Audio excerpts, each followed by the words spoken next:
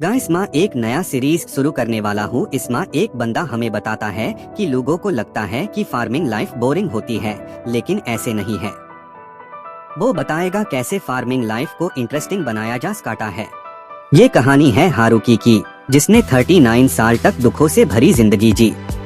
उसने जिंदगी भर सिर्फ दर्द और धोखा सहा और आखिर में उसे ऐसा कैंसर हो गया जो कभी ठीक नहीं हो सकता था। ऐसी जिंदगी डीन के लिए भगवान खुद उससे माफी मांगते हैं।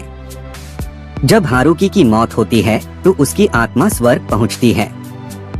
भगवान को अपने किए पर पछतावा होता है और वो अपनी गलती सुधारना चाहते हैं। भगवान हारुकी से वादा करते हैं कि वो उससे एक नई जिंदगी देंगे और उसकी कोई भी एक इच्छा पूरी करेंगे। हारुकी एक बहुत ही सादा इंसान था। उसने भगवान से कहा कि वो एक किसान के रूप में जन्म लेना चाहता है और किसी ऐसी जगह पर जन्म हो जहां उसे सुकून मिल सके। भगवान ने उसकी बात मान ली, लेकिन उन्हें लगा कि सिर्फ इतना काफी नहीं है। इसलिए उन्होंने हारुकी को ब्रह्मांड का सबसे शक्तिशाली उपकरण दिया, ऑलमाइटी फार्मिंग टूल।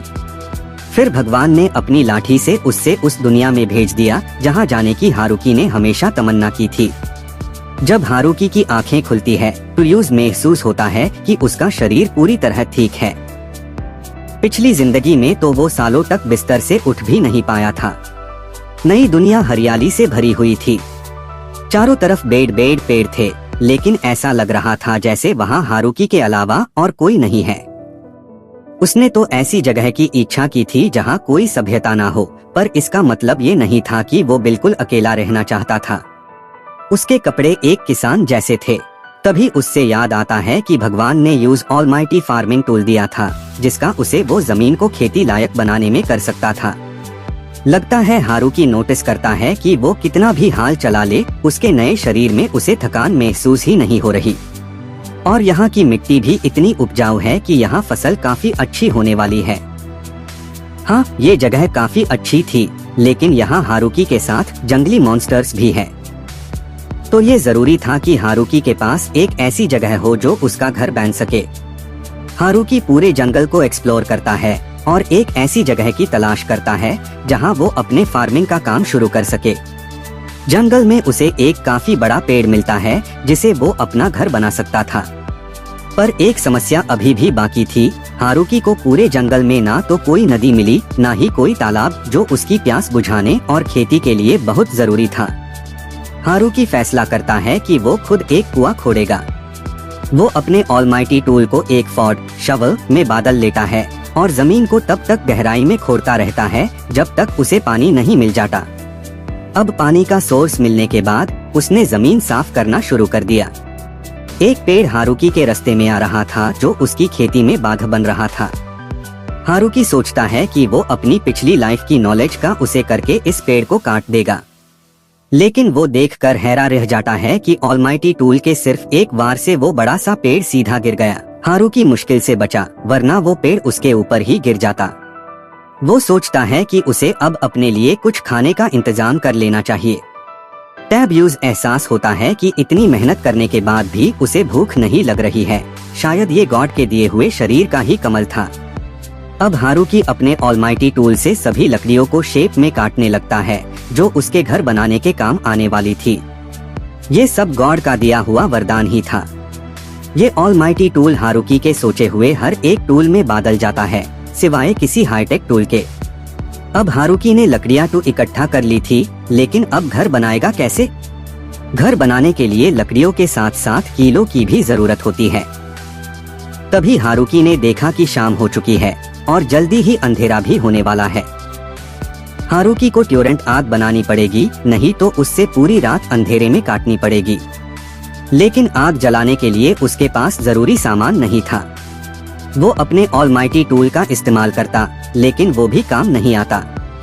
अगर वो अपने ऑलमाइटी टूल को मैच बॉक्स माचिस में बादल भी लेता तो यूजदार था कि माचिस खत्म होते ही कहीं उसका असली वेपन भी खत्म ना हो जाए। फिर उसने अपने टूल को मैग्नीफाइंग ग्लास में बादल दिया। हारुकी ने सोचा कि वो सूरज की रोशनी से आग पैदा करेगा, लेकिन सूरज तो डूब चुका था। आखिर में हारुकी ने उसी बड़े पेड़ के अंदर एक जगह बना ली जहां बेचारा वो पूरी रात गुजारने वाला था। हम देखते हैं कि हारुकी लकड़ियों से बर्तन बना रहा है। हारुकी अंधेरे में भी देख पा रहा था, शायद गॉड के दिए हुए इस शरीर की वजह से। अब सुबह सुबह जैसे ही हुआ, हारुकी पानी चेक करता है और सबसे पहले मैग्नीफाइंग ग्लास से आग जलता है। उसके बाद वो फिर से जंगल में पेड़ काटने लगता है। पूरा दिन पेड़ काटने के बाद भी हारुकी का शरीर ताकत नहीं था, लेकिन अब उसे थोड़ी थोड़ी भूख लगने लगी थी। अचानक हारुकी को एक अजीब सी आवाज सुनाई देती है। उसने देखा कि एक रैबिट मॉन्स्टर उस पे हमला करने वाला है। घबराहट में हारुकी ने अपना ऑलमाइटी टूल सीधा उसके सर पर मार दिया, जिस कारण यूज रैबिट की मौत हो जाती है और हारुकी के आज के खाने का इंतजाम हो जाता है। अब उसने खाना खाया है तो कहीं निकालना भी पड़ेगा, इसीलिए हारुकी ने इस दुनिया में एक इनोवेटिव टॉयलेट का इन्वेंशन किया। पर ये तो फिर भी ओपन में करने जैसे हाई लग रहा था, जो कि अजीब के साथ शर्मने वाला सीन भी था। हारुकी ने 4 दीवार बनाई ताकि वो अपना काम आराम से कर सके। इसके बाद हारुकी ने वापस अपनी खेती का काम शुरू कर दिया। और अब हारुकी के सामने सबसे बड़ी दिक्कत ये थी कि वो अपने खेत में कौन सी सब्जियां उगे, क्योंकि टमाटर, खीरा, प्याज सभी अच्छे हैं। यही सोच सोच के हारुकी ने कुछ ज्यादा ही खेत खोद दिया था। तब यूज एहसास हुआ कि फसल उगने के लिए उसके पास बीज सीड्स ही नहीं है। शाम हो चुकी थी। हारुकी ने फैसला किया कि वो कल जंगल से बीज लेकर आएगा। लेकिन अगले दिन हारुकी ये देखकर हैरान रह जाता है कि खेत में तो बिना बीज के ही फसल उग रही है। लगता है ये सब ऑलमाइटी टूल का ही असर है। इसके बाद हारुकी ने अपने खेत के चारों तरफ प्रोटेक्शन बनाई ताकि ज़ॉम्बीज उसकी फसल को बर्बाद ना कर दे। और उसने चारों तरफ गड्ढा मोट भी खोद दिया था ताकि कोई जंगली मॉन्स्टर उससे पार भी ना कर सके। ये प्रोसेस कुछ दिनों तक चलता रहा, लेकिन जब फाइनली फेंस का काम कंप्लीट हुआ, हारुकी ने नोटिस किया कि ये फसल तो बहुत ही जल्दी ग्रो हो रही है। अब बची लकड़ियों का इस्तेमाल करके हारुकी ने एक छोटा सा घर बनाया और अपनी स्किल का इस्तेमाल करके उसकी छत बनाई। ऐसे ही खेती करते करते कई और दिन बीत जाते हैं। एक दिन हारुकी को अपने खेत के बाहर कुछ घाल भेड़िया दिखते हैं। ऐसी हालत में वो खतरनाक तो नहीं लग रहे थे। हारुकी उन्हें मीट देकर उनकी मदद करता है, जो उसे हाल ही में एक जंगली सुअर को मार के मिला था। हारुकी को इन भेड़ियों में अपॉर्चुनिटी दिखी। हारुकी को डॉग पसंद थे, यूज हमेशा से एक कुत्ता पालना था। हारुकी गौर करता है कि इन भेड़ियों में एक मादा भेड़िया है जो कि प्रेग्नेंट है और इस वक्त उसे दर्द हो रहा है। शायद वो अपने बच्चों को जन्म देने वाली थी। हारुकी उनकी सुरक्षा के लिए उन्हें अपने घर ले आया और जो भी वो कर सकता था उसने वो किया। उस रात हारुकी वापस उस पेड़ के अंदर सोया था। जब हारुकी ने सुबह जाकर देखा, वो मादा 4 बच्चों को जन्म दे चुकी थी। इस चीज को सेलिब्रेट करते हुए हारुकी ने उन्हें अपना सबसे लजीज मीट खाने को दिया। तब से वो भेड़िए हारुकी के घर को अपना ही घर मान चुके थे। तो हारुकी को अपने लिए एक और नई झोपड़ी बनानी पड़ी, जो कि पहली वाली से काफी बड़ी और अच्छी भी थी। हारुकी के बोए हुए प्लांट्स भी कटाई के लिए तैयार थे। ये भेड़िए हारुकी की फार्मिंग लाइफ में काफी काम आ रहे थे। वो जानवरों का शिकार करते थे, जिसमें हारुकी का भी काम हो जाता था, और साथ ही वो हारुकी के खेत की भी रक्षा करते थे। ये मांसाहारी जानवर है, लेकिन हारुकी के खेत की ये सब्जियां भी खा लेते थे। हारुकी को एक और झोपड़ी बनानी थी जिसमें वो सब्जियों को स्टोर कर सकेगा। यूज अभी काफी चीजें बनाने की जरूरत है। हारुकी को अपनी फार्मिंग लाइफ में अभी भी बहुत मेहनत करनी पड़ेगी। यहाँ दूसरी तरफ हम एक लड़की को देखते हैं जो फॉरेस्ट ऑफ डेथ में जाने की बात कर रही थी। कहा जाता है कि ये फॉरेस्ट काफी खतरनाक मॉन्स्टर से भरा हुआ है। वो आदमी उस लड़की को वहाँ जाने से मना भी कर रहा था, लेकिन वो जगह खतरनाक है, इसीलिए वो वहाँ जा रही है। वैसे इस चीज से ये साफ हो जाता है कि इस दुनिया में भी सिविलाइजेशन मौजूद है। अब हमें वापस गॉड का सीन दिखाया जाता है, जहाँ हमें पता चलता है कि एक बार फिर गॉड से गलती हो गई है। उन्होंने गलती से हारुकी को फॉरेस्ट ऑफ द डेथ में रिवाइव कर दिया है, जो कि काफी खतरनाक जगह है। वो हारुकी की सोल को भी वापस नहीं बुला सकते क्योंकि ये नियमों के खिलाफ है। खैर, हारुकी अपने ऑलमाइटी फार्मे टूल्स के सीक्रेट्स को जानने लगा है। जब हारुकी आलूहो के बारे में सोच रहा था, तब ऑलमाइटी फार्मिंग टूल ने मैजिक के जरिए खेतों में अपने आप ही आलूहो के बीजों को बो दिया था। उसने इस ट्रिक का उसे करते हुए अपनी सारी पसंदीदा सब्जियों को उगाया। हारुकी ने इस चीज को भी नोटिस किया कि ऑलमाइटी टूल से ग्रो की गई सब्जियां काफी जल्दी उग जाती है। इस चीज का शुक्रिया अदा करने के लिए हारुकी ने गॉड के सम्मान में 2 मूर्तियां बनाई। हारुकी ने अपनी उगी सब्जियों से खाना बनाया जो कि ठीक हाई था, बस बिना नमक के। खाना बड़ा बेस्वाद लग रहा था। अपने खेतों से थोड़ी दूर हारुकी ने कुछ फलों की खेती की और वक्त के साथ उसने नोटिस किया कि इन भेड़ियों के सर पर टुसिंग उगने लगे हैं। खैर, हारुकी के ये रूममेट्स उसकी काफी मदद कर देते हैं। इनके कभी ना खो जाने वेल टैलेंट की वजह से हारुकी ने जंगल के बहुत बड़े हिस्सों को एक्सप्लोर कर लिया है और उसे अधिक मात्रा में पानी का एक नया सोर्स मिल गया है। बस दिक्कत ये है कि वो उसे अपने खेत तक कैसे पहुंचाएगा। हारुकी को खेत तक की खुदाई करके एक रास्ता बनाना होगा जो कि बहुत ही मेहनत का काम है और इसमें 30 मिनट टू लैग हाई जाएंगे। और अभी तो खेत में भी बहुत काम था और यूज रोड को बेहतर करने पर भी ध्यान देना होगा अगर यूज सलामत चीजें एक तरफ से दूसरी तरफ पहुंचानी है।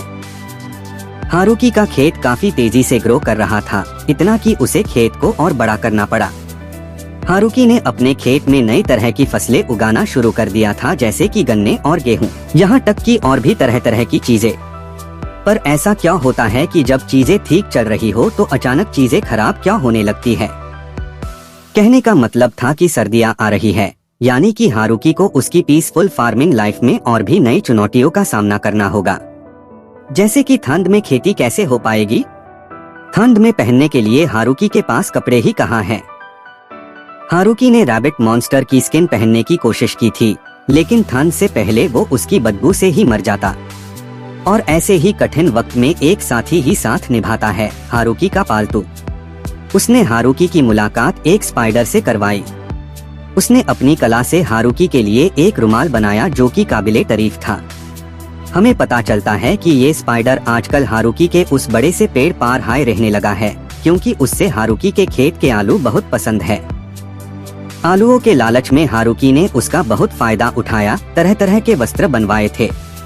हारुकी ने यहाँ तक कि घर के लिए पर्दे, बेडशीट सब वही बना कर देता था, जिसके बदले में उसे क्या मिलता? आलू। जब उससे एहसास होने लगा कि उसकी शक्तियों का गलत इस्तेमाल हो रहा है, हारुकी उसका फायदा उठाकर मेज की जिंदगी जी रहा है, तो उसने एक बड़ा फैसला लिया कि वो पूरी सर्दियां नीचे नहीं आएगा। और इसको हारुकी हाइबरनेशन कहता था। हाइबरनेशन एक ऐसी स्टेट है जिसमें कुछ जानवर पूरी सर्दियां सोकर ही निकाल देते हैं। हाइबरनेशन में उस जानवर की शारीरिक शक्ति का इस्तेमाल ना के बराबर होता है और जिंदा रहने के लिए उनका शरीर उनके ही शरीर पर मौजूद एक्स्ट्रा फैट का उसे करता है।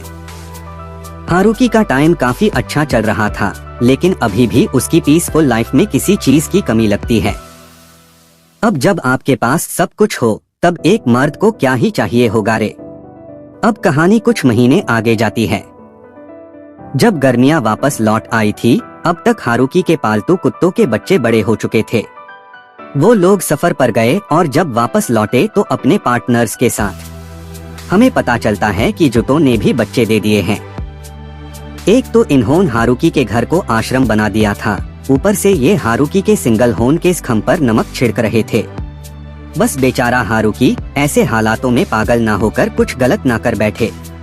खैर, कुछ दिनों बाद जब हमेशा की तरह हारुकी अपने खेतों में काम कर रहा था, तो अचानक सोब्यूटन खतरे की घंटी बजने लगता है। हारुकी ने जब जंगल में जाकर देखा तो उसे वहाँ एक बच्ची दिखी जो घायल लग रही थी। वो हारुकी से मदद मांग रही थी। हारुकी के पालतू भेड़िए उस लड़की को देख घर्रा रहे थे। हारुकी ने उन्हें रोका और जैसे ही वो उस बच्ची की मदद करने उसके पास गया, वो लड़की हारुकी को काट लेती है। हारुकी का खून चूसने के बाद वो अचानक हाई ट्रांसफॉर्म होने लगी थी, लेकिन अपने सामने ही अपने मालिक पर हमला होता देख फिर जो रेल अस लड़की की उन भेड़ियों ने बनाई, हारुकी बड़ी मुश्किल से उन्हें रोक पाया था। वो लड़की वापस अपने पिछले रूप में आ गई थी। हारुकी ने उस लड़की की कहानी सुनी। पता चला कि यह लड़की एक वैम्पायर है और उसे अपने आप को रिकवर करने के लिए हारुकी के खून की जरूरत थी। इस खतरनाक जंगल में कुछ लोगों ने उस पर हमला कर दिया था उनसे ही।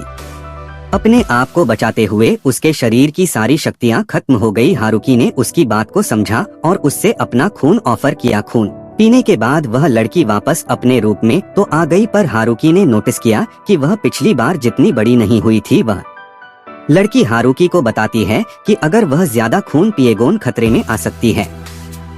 हारुकी कहता है कि तुम्हें जितने खून की जरूरत है तुम उतना खून पी सकती हो। असल में जब इस लड़की ने हारुकी का खून पिया था, हारुकी को कुछ महसूस ही नहीं हुआ। शायद गॉड की दी गई इस हेल्दी बॉडी की वजह से हारुकी उस लड़की को अपने घर लेकर आता है। जंगल के बीच इतना बड़ा और खूबसूरत खेत देख वो लड़की हैरान हो गई थी। उसने हारुकी के खेत के फल भी ट्राई किए जो कि उसे काफी पसंद आए। उसका कहना था कि उसने इतने स्वादिष्ट फल आज तक नहीं चखे थे। यह सुन के हारुकी को बहुत अच्छा लगता है, क्योंकि अगर इस दुनिया की बात हो या तो उस दुनिया की यह पहली बार था जब किसी ने हारुकी की तारीफ की थी। इसके बाद उन दोनों ने एक साथ काफी टाइम स्पेंड किया। उस लड़की को हारुकी के साथ काफी मजा आ रहा था, लेकिन हारुकी ये देख हैरान हो जाता है कि ये लड़की मैजिक यूज करती है। हमें पता चलता है कि इस लड़की का नाम लू है और वो मेडिकल प्लांट्स पे रिसर्च कर रही है और इसी के चलते वो इस फॉरेस्ट में आई थी। लेकिन कुछ नोबल्स ने उसे देख लिया था और उनसे ही बच्चे हुए उसकी ऐसी हालत हो गई थी। वैसे वो लड़की हारुकी को रियलाइज करवाती है कि वो भी तो मैजिक यूज करता है। हारुकी का हथियार कोई मैजिक आइटम से कुछ कम नहीं। खैर, आज का दिन इन दोनों के लिए ही सरप्राइज से भरा रहा, लेकिन अब लू को यहाँ से जाना होगा। हारुकी रियलाइज करता है कि अगर आज उसने कुछ नहीं कहा तो वो वापस अकेला हो जाएगा। हारुकी लू को यहाँ रुकने के लिए कहता है। लू मान भी जाती है कि अपनी रिसर्च के लिए वो कुछ दिन यहाँ रुक सकती है, लेकिन हारुकी चाहता था कि वो हमेशा उसके साथ रहे। अचानक ऐसी बातें सुनकर लू शर्माने लगी थी। लू उसे समझाने की कोशिश करती है कि वो एक वैम्पायर है और नोबल्स उसके पीछे पड़े हुए हैं, लेकिन हारुकी कहता है कि उसे किसी चीज से फर्क नहीं पड़ता। हारुकी लोगों से बात करने में अच्छा नहीं है, वो लोगों से अलग रहना चाहता था, लेकिन अब यूज रियलाइज हो रहा है कि वो अकेला नहीं रह पाएगा। लू कहती है कि वो रुक जाएगी, लेकिन हारुकी के अचानक प्रपोज करने से वो थोड़ी सरप्राइज हो गई थी और अब जाके हारुकी को रियलाइज हुआ कि उसने क्या कर दिया है। वो लू को समझाने की कोशिश करता है कि उसकी बातों का वो मतलब नहीं था, तो अब लू को गुस्सा आने लगता है कि क्या हारुकी उसके साथ मजाक कर रहा था। हारुकी उससे माफी मांगता है, लेकिन वो चाहता है कि वो वही रुक जाए। लू उसकी बात को मान लेती है और इस खुशी में हारुकी लू से चिपकने लगता है। अब हारुकी के दिन बदलने लगे थे। उससे कोई मिल गया था जो उसे सुबह सुबह गुड मॉर्निंग कहे। हारुकी लू को बताता है कि वो उसके विलेज की पहली पर्सन है। हारुकी की ये जगह अभी तो कोई विलेज नहीं है, लेकिन वो यहाँ अपना एक गांव बसाना चाहता है। तभी हारुकी का डॉग भौंकने लगता है। वो हारुकी को रियलाइज करा रहा था कि वो उसके गांव का पहला पर्सन है और अगर सभी को गिना जाए तो लू थर्ड पर्सन है इस विलेज की। हारुकी की बात सुनकर लू हंसने लगती है। वैसे लू चाहती थी कि यहाँ मेडिकल हर्ब्स भी उगाए जाए और ऑलमाइटी की टूल के साथ ये काफी आसान था। एक दिन जोबुटोन वापस खतरे की घंटी बजाता है। हारुकी और लू ने जब जंगल में जाके देखा तो हारुकी के पालतू ने आज फिर एक लड़की को दबोच के रखा हुआ था। हारुकी ने उस लड़की की मदद की। हमें पता चलता है कि ये लड़की एक एंजल है और अपने आप को हील कर सकती है। अचानक हम देखते हैं कि लू वहां से भागने की कोशिश कर रही है। जब एंजल ने लू को देखा वो उस पर चिल्ला पड़ी, जो कि ये बात हारुकी के पालतू को पसंद नहीं आई। उन्होंने उस एंजल की बंद बाजा दी थी। हारुकी ने एंजल को बचाया और उसे अपने घर ले आया। हमें पता चलता है कि हारुकी के डॉग्स पर मैजिक काम नहीं करता और वो स्पेल्स को भी काफी अच्छे से डॉज कर लेते हैं, जिसके जीते जागते गवाह ये एंजल और लू है। वैसे वो एंजल लू से पूछती है कि आखिर उसके साथ ये आदमी कौन है। लू ने शर्माते हुए जवाब दिया कि ये उसके पति देव है। ये सुन वो एंजल हैरान हो गई थी। हारुकी ने भी लू की बात में हामी भरी। खैर, वो एंजल अपना नाम टिया बताती है और वो एक वॉरियर है और ये वही नोबल है जो लू के पीछे पड़ी हुई थी।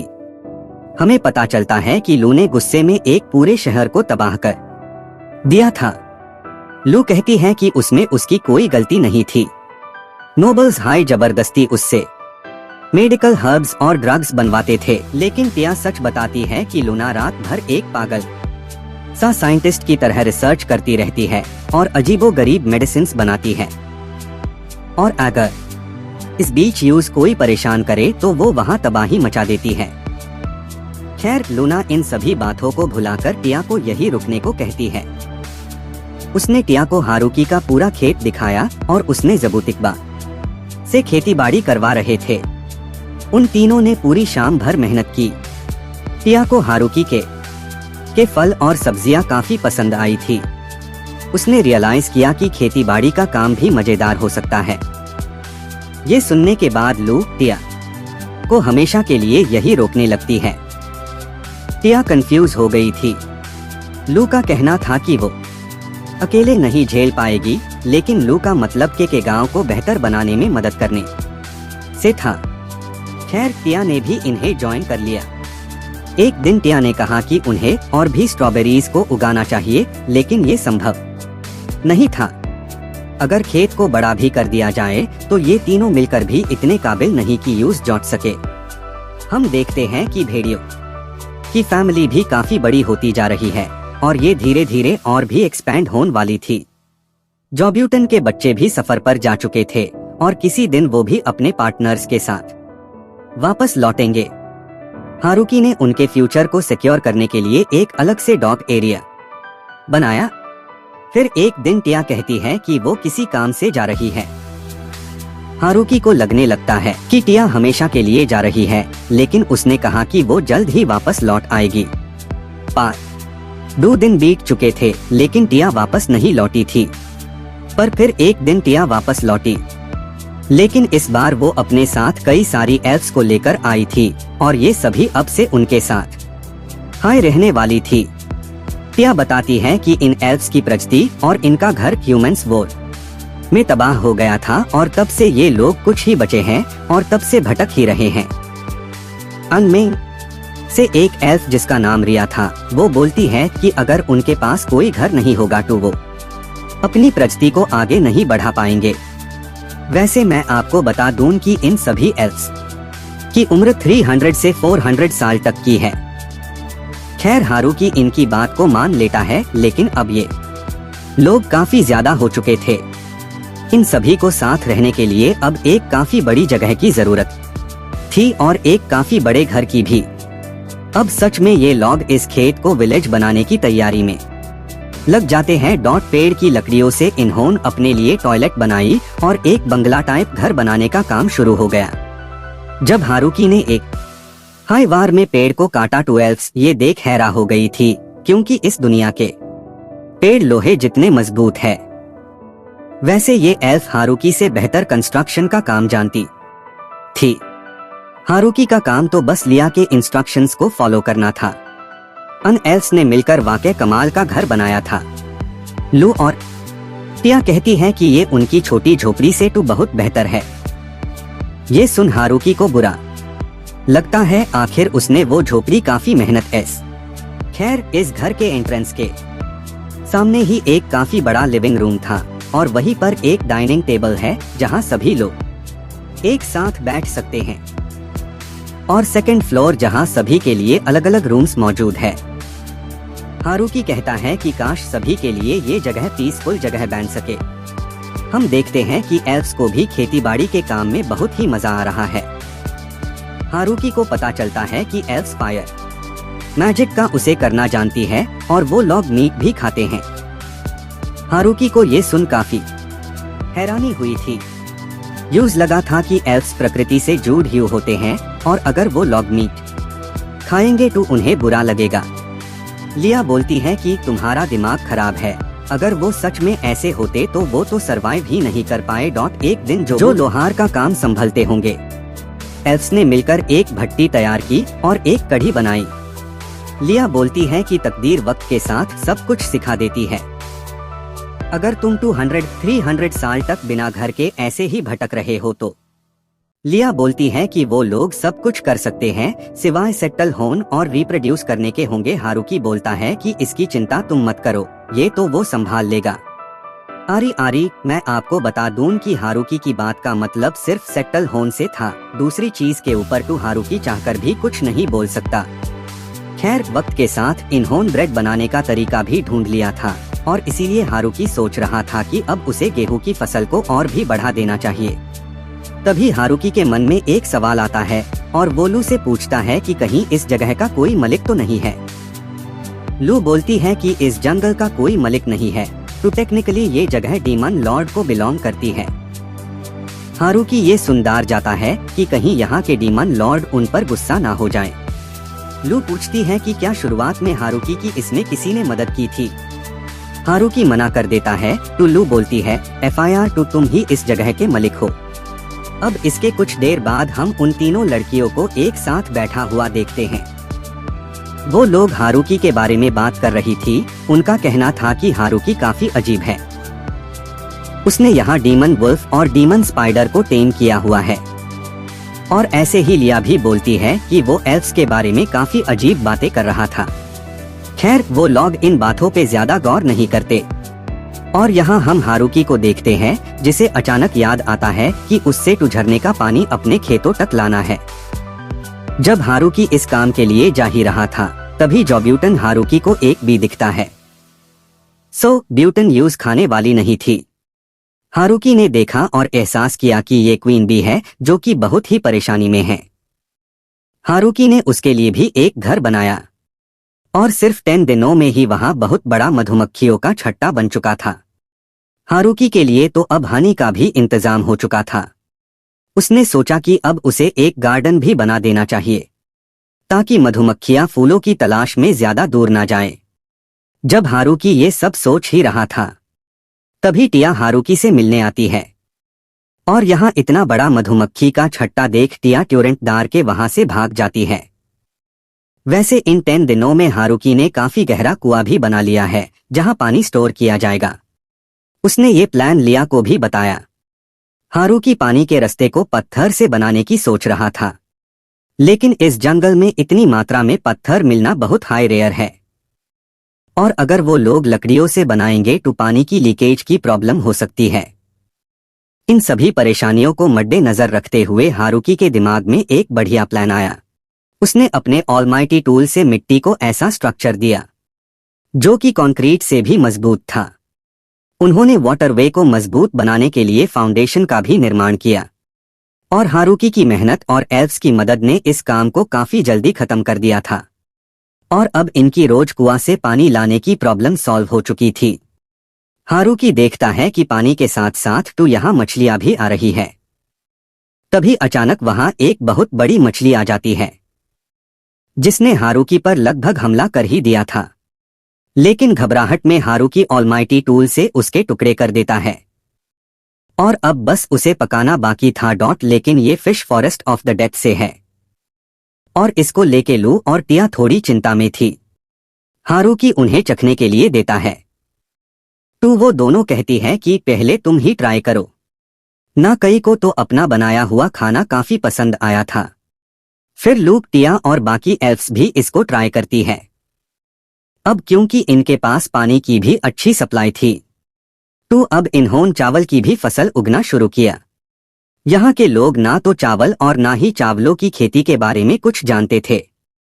हारुकी के इंस्ट्रक्शंस पर चावलों की खेती हुई और शायद ऑलमाइटी टूल के मैजिक की वजह से ये फसल जल्दी उग भी गई थी और अब वक्त आ चुका था इनको काट के सुखाने का। सभी एल्फ्स ने एक ही झटके में सभी फैसलॉन को काट दिया और इसके बाद इन्हें सुखाने के लिए डाल दिया गया ताकि इनके अंदर का मॉइस्चर खत्म हो जाए। ये सब हारुकी ने अपनी दुनिया में टीवी पर एक फेमस आइडल को करते हुए देखा था। वहीं से हारुकी ने ये सब करना सीखा है। अब इनको साफ करने और इनकी छिलके उतारने के बाद ये पकाने के लिए तैयार हो चुके थे। चाहला टू इन्होंने बना ही लिया था, बस अब इन्हें जरूरत थी टू आग की। लू भी फायर मैजिक करना जानती थी। वो तो पूरे चावल को ही जलाने वाली थी कई ने उसे समझाया कि उन्हें थोड़ी आग की ही जरूरत है। चावल पक चुके थे, लेकिन हारुकी किसी को खाने नहीं देता। वो उन चावलों के राइस बॉल बना रहा था। ये लोग पहली बार राइस बॉल खा रहे थे और ये इन्हें वाकई कमाल लगा। पर हारुकी के लिए तो राइस बॉल बचे ही नहीं, क्योंकि बाकी के 12 खा गई थी। ये लोग हर दिन खेतों में मेहनत कर रहे थे, लेकिन एक समस्या थी। एल्फ्स, लूया टूटिया ये सब मैजिक जानते थे। खेतों में काम करने के बाद ये लोग अपने मैजिक से कपड़े साफ कर लेते थे। पर हारुकी का क्या? यहाँ टू नहाने के लिए बाथरूम भी नहीं है। हारुकी बाथरूम बनाने का प्लान करता है, और ये प्लान वो सभी को समझता भी है कि वो लोग बाथरूम बनाएंगे कैसे। हारुकी के जिद पर वो लोग वैसा बाथरूम बनाने लगते हैं जैसा हारुकी चाहता था। उन्होंने पानी को गर्म करने का इंतजाम किया और पानी किस तरह आएगा इसका रास्ता भी ढूंढ लिया था, जिसके बाद उन्होंने काफी बड़ा बाथ टब बनाया। लेकिन इसके बावजूद एक समस्या बाकी थी। आखिर बाथरूम के गंदे पानी को छोड़ा कहाँ जाएगा? नदी में गंदा पानी छोड़ना तो ठीक नहीं रहेगा ना। इसका सुझाव टिया के पास था। वो हारुकी को स्लाइम्स के बारे में बताती है। स्लाइम्स ऐसे मॉन्स्टर्स होते हैं जो गंदगी को खा जाते हैं और चीज़ें साफ कर देते हैं। लेकिन हारुकी ने तो अपनी दुनिया में स्लाइम्स के बारे में कुछ और ही सुना था। स्लाइम्स देखने में तो काफी कमजोर लगते हैं, लेकिन वो बहुत ही खतरनाक होते हैं। वो हमेशा नए एडवेंचरर्स को टारगेट करते हैं। ज्यादातर नए एडवेंचरर्स की डेथ भी स्लाइम्स की वजह से ही होती है। ये सब हारुकी ने अपनी दुनिया में सुना था। टिया बताती है कि तुमने गलत किताब पढ़ी है, ऐसा तो कुछ भी नहीं है। हारुकी कुछ स्लाइम्स को लेक में डाल देता है और टिया ने कुछ स्लाइम्स को बाथरूम में डाल दिया था। अब उनके ऊपर करना होगा कैसे, यही जाने। अब पानी गर्म होने के बाद हारुकी सभी को सिखाने वाला था कि नहाया कैसे जाता है। लेकिन हारुकी की बोली बात उन्हें समझ नहीं आ रही थी। उनको प्रैक्टिकल होते हुए देखना था। हारुकी के मजे आने वाले थे। उसने कपड़े उतारे और बताया कि कपड़े ऐसे उतारे जाते हैं, पानी ऐसे डाला जाता है और अपने आप को ऐसे पहुंचा जाता है, जिसके बाद ऐसे नहाया जाता है। लड़कियां ये देख एक्साइटेड हो गई थी। उन्होंने हारुकी के साथ ही की मार दी और हारुकी को वहां से निकलने भी नहीं दिया। हारुकी वहां पर शर्माने की एक्टिंग करने लगता है और बोलता है कि लगता है उसे अलग हाई बाथरूम बनाना पड़ेगा अपने लिए। लेकिन सभी लड़कियां मना कर देती है और बोलती है कि हम लड़कियां लड़कों के बराबर है, लड़कों को स्पेशल ट्रीट नहीं किया जाएगा। हारुकी भी लाइक ठीक है भाई। अब अगले दिन हमें पता चलता है कि हारुकी ने मशरूम उगाने का भी तरीका ढूंढ लिया है। उसी वक्त हारुकी का पालतू वहां आता है, जो कि पता नहीं कहां से 5 नई एल्व्स को लेकर आ गया था। लिया ने बताया कि ये लोग पहले उनके गांव में ही रहा करते थे, लेकिन गांव तबाह होने के बाद ये लोग अलग हो गए और आज ही मिल रहे हैं। अब इन 5 एल्व्स के लिए भी घर का इंतजाम होना था और इसी बहाने वो लोग हारुकी के घर को भी बेहतर करने वाले थे। हारुकी के टू मजे ही आ गए हैं। बंदे के पास तो नींद से ज्यादा तकिए ही हो गए हैं। ये सब होता देख हारुकी का पालतू अपनी सैड स्टोरी सुनाता है। हारुकी के पालतू का नाम कुरु है, जो कि ये नाम हारुकी ने ही दिया है। कुरु बताता है कि उसका नाम कुरु है और कुरु बताता है कि उसके मास्टर से मिलने से पहले उसका कोई मास्टर नहीं था। वो जंगलों में बंजारों की तरह ही अकेला डोला है। वो अपने आप को जंगल में सबसे ताकतवर समझता था और अपनी ही अकड़ में रहता था। लेकिन एक दिन वो एक लड़की से पिट गया। बेचारे का घमंड चोआ चोआ हो गया। वो उस लड़की का गुलाम बन गया, जिसके बाद उस लड़की ने उससे अपने साथ गुलाम की तरह रखा और जब भी उसका मन करता वो मेरे से अपनी जरूरत पूरी कर लेती। और एक दिन उसकी जरूरत के कारण वो प्रेग्नेंट हो गई। फिर एक और दिन आया एक मॉन्स्टर बियर ने उन दोनों को बहुत पीता। वो इतनी गंदी तरह पीते कि उस बियर को भी इन्हें मारने का मन नहीं किया। वो जिंदा ही इनको छोड़ देता है। और ऐसी बुरी हालत में उनकी मुलाकात एक पागल से हुई। उसकी शक्ल ही ऐसी थी कि किसी को भी गुस्सा आ जाए। कुरु को भी आ रहा था, लेकिन वो हारुकी के वेपन से काफी ताकतवर मैजिक महसूस कर पा रहा था। वक्त के साथ उन्होंने देखा कि हारुकी काफी ताकतवर मॉन्स्टर्स को अपने दम पार हाय खत्म कर देता है। तब से ये लोग हारुकी के वफादार हैं। लेकिन कुरु बोलता है कि एक ऐसा सच है जो अभी तक उन्होंने अपने मास्टर को नहीं बताया, कि वो लोग काफी खतरनाक वुल्व्स हैं। उनको इन्फर्नो वुल्फ कहा जाता है। इनका नया घर बन के तैयार हो चुका है और ये घर सभी की पसंद को मद्देनजर रखते हुए बनाया गया है। इस बेड से घर के बीच में काफी बड़ा मेन हॉल था और हारुकी के रूम को भी वेल डिजाइंड किया गया था। उसके रूम के अपोजिट में ही डाइनिंग टेबल था। किचन को घर के सबसे पिछले हिस्से में बनाया गया है और बेसमेंट में भी स्टोरेज के लिए काफी जगह थी। लू और टिया को भी अपना अपना कमरा काफी पसंद आता है। तभी हारुकी को वहां एक रूम दिखता है जिसके ऊपर ताला लगा होता है। उस कमरे के अंदर डबल बेड रखा हुआ था। हारुकी ने तुरंत दरवाजा बंद कर दिया और मन में बोला कि वो ऐसे प्रेडिक्ट करेगा जैसे उसने कुछ देखा ही नहीं। लिया हारुकी से आकर बोलती है कि अगर यूज इस घर में कोई भी कमी लगती है तो वो जब चाहे उन्हें बताकर चेंजेस करवा सकता है। हारुकी ने मेन गेट के बाहर 2 मूर्तियां लगाई जो कि घर की शान को और भी बढ़ा रही थी। आज सभी ने काफी ज्यादा मेहनत की है, तो वो हारुकी से जाना चाहते थे कि आज उन्हें खाने में क्या मिलेगा। आज हारुकी का प्लान था करी बनाने का। यहाँ के लोग करी के बारे में कुछ नहीं जानते। करी बनाना वैसे तो काफी आसान है, लेकिन करी को बेहतरीन रूप देना ये सबकी बस की बात नहीं है। हारुकी ने जब उन्हें करी के इंग्रेडिएंट्स बताए तो उन्हें कुछ समझ आया नहीं, बल्कि वो कुछ गलत ही ले आते हैं। हारुकी उन्हें अपने सीक्रेट खेत पे लेके आता है। यहाँ जो फसलें उगी गई थी, ऐसे पौधे इन्होंने कभी देखे भी नहीं थे, क्योंकि इस जगह का ऐसा क्लाइमेट नहीं है जो ये फसल रुक सके। ये सब तो ऑलमाइटी टूल की वजह से हुआ है। हारुकी ने उन्हें जीरा दिखाया और हल्दी का पौधा भी, लेकिन ये हल्दी सुखाने के बाद ही तैयार होगी।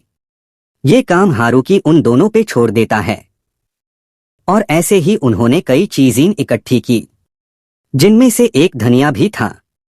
ना जाने क्यों धनिया को देखकर ये वुल्व्स मुलर कर टिया और लू गहरी सोच में चली जाती है। हारुकी ने सभी मसलों को इकट्ठा कर लिया था, लेकिन वो देखता है कि यहाँ उसकी मदद करने के लिए सिर्फ लिया ही है।